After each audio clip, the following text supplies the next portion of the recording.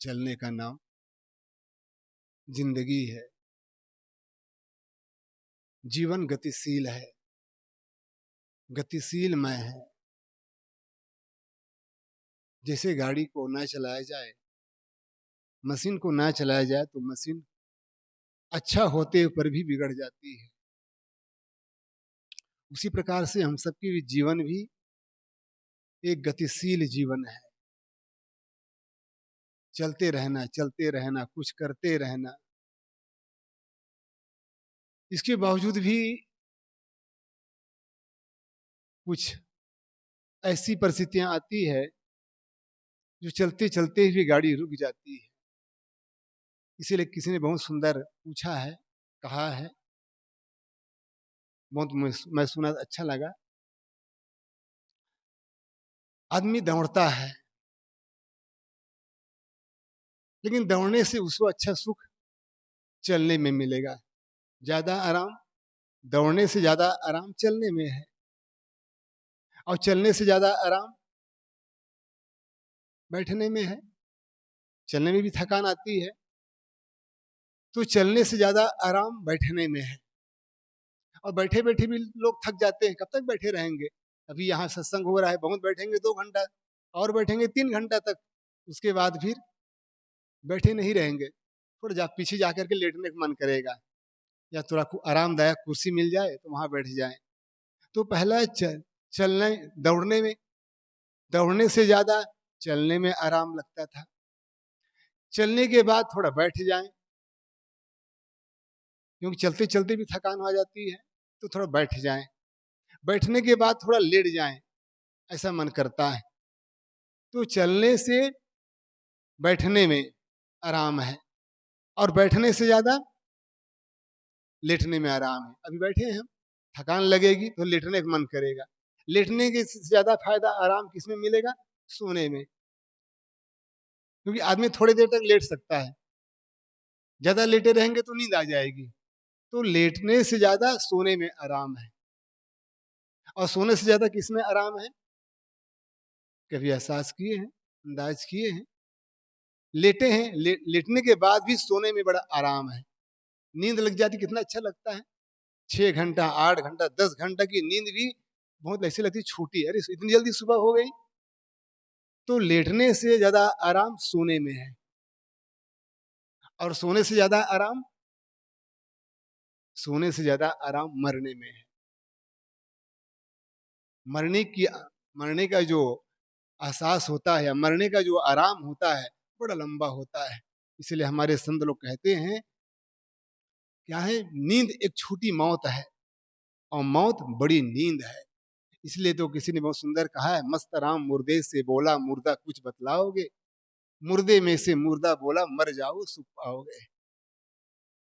तो लेटने से ज्यादा आराम सोने में है, और सोने से ज्यादा आराम मरने में है।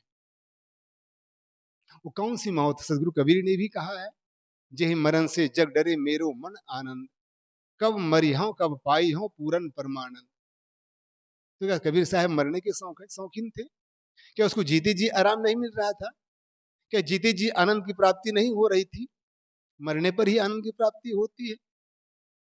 मरने से आनंद की प्राप्ति तो होती है, लेकिन जीते जी जो आनंद की प्राप्ति कर लेता है, उसका जीवन सफल माना जाता है।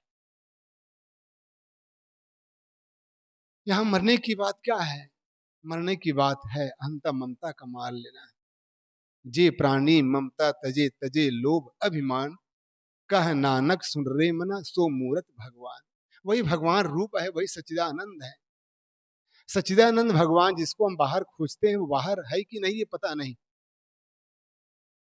लेकिन सच्चिदानंद भगवान हर आदमी हो सकता है, हर इंसान हो सकता है, जिसके अंदर में सच्चिद आनंद है, सदा आनंद है। और किसके आनंद अंदर में आनंद आता है? सदा रहे सुख संयम अपने।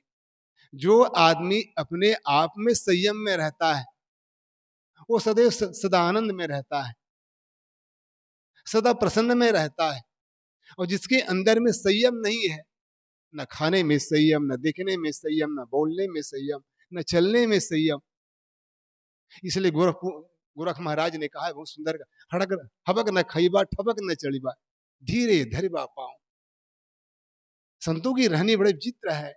इसलिए कहते हैं, अर्जुन ने पूछा कृष्ण से, भगवान कृष्ण, स्थित प्रज्ञा की स्थिति कैसी होती है?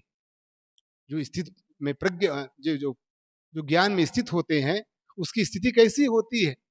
वो हबक न चलिबा ठबक न, हबक न खाइबा ठबक न चलिबा, हबक हबक नहीं खाएंगे और ठबक ठबक नहीं चलेंगे, धीरे धरिबा पाँव। और उसका वह पाँव कैसे होता है? धीरे धीरे होता है। अर्थात उसकी दिनचर्या, उनकी एक जीवन की शैली बड़ा शांत होता है। इसीलिए स्थित प्रज्ञा के लक्षण होते हैं, जो शांत में रहते हैं, सदैव अपने आप में मगन रहते हैं, दिखाते नहीं वो। और उसकी रहनी गहनी में बनावटी नहीं होती है, कोई सजावटी नहीं होती, कोई मिलावटी भी नहीं होती है, बिल्कुल ओरिजिनल। जैसे आत्मा ओरिजिनल है। आप घी में मिला सकते हैं, शहद में मिला सकते हैं, हल्दी मिर्चे में मिला सकते हैं, लेकिन आत्मा में कोई मिलावटी नहीं है। आत्मा तो बिल्कुल प्योर है, शुद्ध है, रिफाइंड है। ठीक उसी प्रकार से स्थित प्रज्ञ की ये स्थिति होती है। तो जो आदमी का मन मर जाता है, मरने का मतलब ही चाहनाएं समाप्त हो जाती है, कुछ इच्छा नहीं है, और जो भी को क्रिया करते हैं सहजता से करते हैं। इसलिए सदगुरु अभिलाष साहिब जी कहा करते थे, हर आदमी के व्यवहार से देखा जा सकता है उसका जीवन कितना व्यवस्थित है, वो कैसे चलता है, वो कैसे बोलता है, वो कैसे खाता है, वो कैसे व्यवहार करता है। उसके बाहरी क्रियाकलाप से उस आदमी का दिनचर्या पता चल जाता है, कितना उथला है, कितना गहरा है, कितना यानी कितना हल्का है, कितना गहरा है। इसलिए दौड़ने से आराम चलने में है, चलने से आराम बैठने में है, बैठने से आराम लेटने में है, और लेटने से आराम सोने में है, और सोने से ज्यादा आराम मरने में है। तो मैं शुरू में कहा था कि हमारा जीवन एक गतिशील जीवन है, इसको कुछ करना पड़ता है, इसके लिए कुछ करना पड़ता है, लेकिन करने के बावजूद भी सदगुरु कबीर ने इसीलिए कहा है, भोगों भोग भुक्ति जन भूलों, योग युक्ति तन साधव। जीवन की अवध व्यवहार करते हुए पर भी ऐसा जीवन जिए, ऐसा व्यवहार करें ताकि हमारा मन भी पीड़ित ना हो, और हमारे द्वारा दूसरे का भी मन पीड़ित ना हो। दुखे दुखावे ना ही, साधु ऐसा चाहिए, दुखे दुखावे ना ही। पान फूल छेड़े रही, रहे बगीचा माए। वो पान फूल छेड़ता नहीं है, बगीचा के अंदर में रहता है, बाग के अंदर में रहता है, किसी को पान फूल नहीं छेड़ता है, सहज रहता है, न दुखता है, न दुखी होता है, न दूसरे को दुखाता है। यही भाव हमारे जीवन में भी होना चाहिए, हम भी दूसरे न दुखे और न दुखाएं, यही जीवन का सार है। इसलिए सोच बंदे तुझको करना है कर्म कैसा, बोएगा जो बीज वैसा, मिलेगा फल वैसा।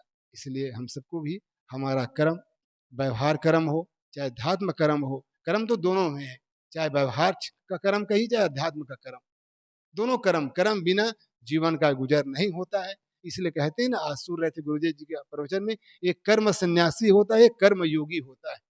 कर्म योगी का मतलब होता है कर्म करते हुए पर भी निष्काम कर्म करते हैं। वो काम कर्म में लिपायमान नहीं होते हैं, वो आसक्त नहीं होते हैं, भोगते हुए पर भी भोग में लिपायमान नहीं होते हैं, वो होते हैं कर्म योगी। अब एक कर्म सन्यासी है जो कर्म करता ही नहीं है, कर्म सन्यासी वो कर्म ही नहीं करता है, कर्म से ऊपर हो जाता है, कि वो स्थिति भी महान स्थिति होती है। इसीलिए हम सब तो कर्म योगी है, कर्म करते हुए अपने जीवन को निष्पाप कर्म हो, निष्पाप विचार हो, निष्पाप व्यवहार हो, यही हमारे जीवन की सफलता है, यही हमारे जीवन की सार्थकता है। ज्यादा न कहते हुए यहीं पर अपनी वाणी को विराम देता हूँ। बोलिए सदगुरु देव की जय।